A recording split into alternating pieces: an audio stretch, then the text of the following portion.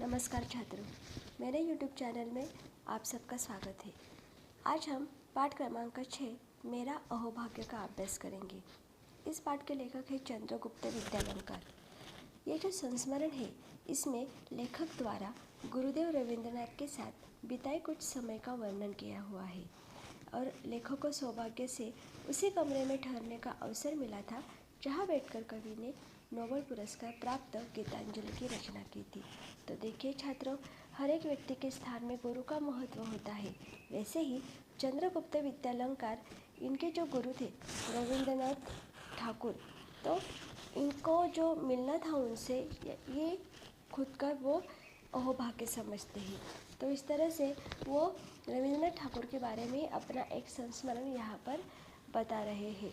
वो कहते हैं कि फरवरी 1936 में शांति निकेतन उन्हें जाना था। वहाँ एक कार्यक्रम होने वाला था, उसका नाम था साहित्यिक कार्यक्रम। और लेखक को बहुत ही आनंद हो रहा था क्योंकि उस कार्यक्रम के जो अध्यक्ष थे वो स्वयं रविंद्रनाथ ठाकुर जी करने वाले थे। तो एक निश्चित दिन तय हुआ और उस दिन सारे लोग शांति निकेतन के लिए रवाना हुए क्योंकि रविंद्रनाथ ठाकुर शांति निकेतन में थे। तो एक दर्जन मतलब 12 लोग, हिंदी वालों का जो यह दल था मतलब ग्रुप था, वो शांति निकेतन के एक सुंदर अतिथि भवन में उनको ठहराया गया था। वो जो अतिथि भवन था वो अशोक वृक्षों के सघन उपवन के बीचों बीच बनाया गया था। मतलब बहुत ही वहाँ पर घना ऐसे जंगल था, यानी कि घने वृक्ष वहाँ पर थे। तो बहुत ही सुंदर, अच्छी और बड़ी इमारत थी। लेखक ने जैसा सोचा था वैसे ही पाया था। ऊपर की एक मंजिल को उन सबको ठहराया गया। कमरे के बाहर एक विस्तृत बरामदा था, मतलब एक बड़ा सा जिसे हम हॉल कहते हैं वो था। बरामदे में खड़े होकर जब बाहर देखो तो सामने सघन बकुल वृक्ष दिखाई देते थे, मतलब बहुत ही वो भी घने थे। दूसरे दिन प्रातःकाल मतलब सुबह सुबह ही लेखक और उनके दल को बताया गया कि गुरुदेव का जो स्वास्थ्य मतलब तबीयत है वो कुछ ठीक नहीं है, तो कार्यक्रम में वो नहीं आ पाएंगे। सब बहुत निराश हो गए। लेकिन जब उन्हें यह मालूम पड़ा कि डॉक्टर ने उन्हें 15 मिनट का समय दिया है तो गुरुदेव के दर्शन हमें होंगे और उनसे वार्तालाप करना हमें मिलेगा, तो ये सब जानकर सभी बहुत आनंदित हो गए। लेखक के तो खुशी का ठिकाना ही नहीं रहा। खुशी का ठिकाना न रहना ये मुहावरा है, इसका अर्थ होता है वो अत्यंत प्रसन्न होना। फिर मध्याह्न के बाद मतलब दोपहर के बाद गुरुदेव की भेंट हुई, करीब 4 बजे होंगे। तो गुरुदेव को ये लगा कि 2-4 कुछ लोग आए होंगे, लेकिन जब उन्होंने ये 12-14 जनों को देखा तो उन्होंने मजाक में ही ऐसे कहा कि अब मेरी क्षमता दरबार लगाने की नहीं रही, क्योंकि दरबार में बहुत सारे लोग होते हैं और इन सबको संबोधित करना कोई सादा काम नहीं होता है। तो इस मकान में जगह में भी कम है।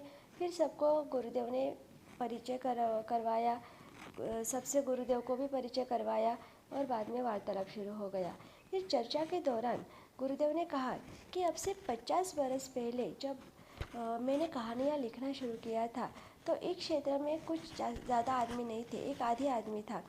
और जो मेरी प्रारंभिक कहानी है, प्रारंभिक मतलब जो पहले की जो मेरी कहानियाँ थी उन कहानियों में ग्रामीण जीवन के संसर्ग का ही वर्णन है। मतलब मैंने ग्रामीण जीवन के ऊपर उन कहानियों में लिखा है।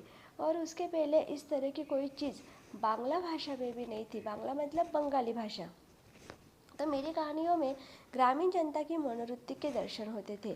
ग्रामीण जनता कैसी है, उनके हाव भाव, उनकी रहन सहन, चहल पहल, ये सब मेरी कहानियाँ में है। उन कहानियाँ में कुछ ऐसी चीज़ है जो संसार के किसी भी देश के आदमी को भी भा सकती है, क्योंकि मनुष्य का स्वभाव तो हर दुनिया में एक जैसा ही होता है। आप कहीं भी जाओ दुनिया में, लोगों का जो स्वभाव होता है वो एक सा ही होता है। फिर गुरुदेव कुछ समय के लिए रुके, तभी लेखक के मुंह से अपने आप निकल पड़ा कि गुरुदेव, आपके मन में काबुली वाला इस कहानी का विचार कैसे आया? तो यह जो लोकप्रिय कहानी थी वो देश के सभी भाषाओं के सभी बच्चों को बहुत ही प्यारी लगती थी। फिर गुरुदेव बोले कि वह कहानी एक कल्पना की सृष्टि है। एक काबुली वाला था, वो रोज़ हमारे यहाँ आता था और हम सब उससे बहुत ही परिचित हो गए थे। तो मैंने सोचा उसकी भी एक छोटी लड़की होगी जिसकी वह याद किया करता होगा। तो इस तरह से उन्होंने इस काबुली वाला कहानी में लिखा है। तो इसी तरह से वार्तालाप होता रहा, मतलब बातचीत होती रही। लेखक कहते हैं कि हम सबके लिए एक मानसिक खाद्य था। जैसे हम खाना खाते हैं तो हमारा पेट भर जाता है, वैसे अगर हमें कुछ ज्ञान मिलता है तो ये हमारे मन के लिए एक मानसिक खाद्य होता है। और आश्चर्य की बात यह थी कि गुरुदेव सिर्फ 15 मिनट ही बोलने वाले थे, लेकिन 40 मिनट वो वार्तालाप कर रहे थे। तो अब गुरुदेव उठे और चल पड़े, और जाते जाते उन्होंने ऐसा भी कहा कि जब मैं किसी वार्तालाप में कम समय देता हूँ तब मुझे बिल्कुल भी अच्छा नहीं लगता, क्योंकि मुझे स्वयं लोगों से बातचीत करने में बहुत ही आनंद आता है। तो लेखक और उनके जो दल था, उन्होंने सबने गुरुदेव को धन्यवाद दिया और विदा ली, और फिर लेखक वे सब अतिथि गृह में कमरे में वापस गए। गुरुदेव के साथ जो हुआ वार्तालाप था, बातचीत थी, वो लेखक कह रहे थे कि मुझे एक असाधारण उल्लास की अनुभूति हो रही थी। और लेखक को जब पता चला कि जिस कमरे में लेखक को ठहराया गया था, उसी कमरे में स्वयं गुरुदेव भी काफ़ी दिनों तक वहाँ पर रह चुके थे, तो गुरुदेव की खुशियों का ठिकाना नहीं रहा, मतलब उनको बहुत ही आनंद हुआ। और वो कहते हैं कि जब मुझे ये बताया गया कि गुरुदेव ने गीतांजलि का अधिकांश भाग इसी कमरे में बैठकर लिखा है, तो लेखक कहते हैं कि मैं सचमुच भाव विभोर हो उठा, मतलब मुझे धन्य धन्य हो गया कि क्या यह सच था कि ये मेरा अहोभाग्य था, ये मेरा नसीब था कि मैं उसी कमरे में ठहराया गया था जिसमें नोबेल पुरस्कार प्राप्त गीतांजलि रची गई थी। गीतांजलि यह रविंद्रनाथ ठाकुर की रची हुई रचना है जिसे नोबेल पुरस्कार प्राप्त हुआ था। तो देखिए छात्रों, यहाँ पर रविंद्रनाथ ठाकुर के बारे में बताया गया है, और जो लेखक है वो उनको अपना गुरुदेव मानते हैं, और अपने गुरु से बातें करना, उनसे मिलना, उनके दर्शन होना, ये बहुत ही दुर्लभ बात होती है।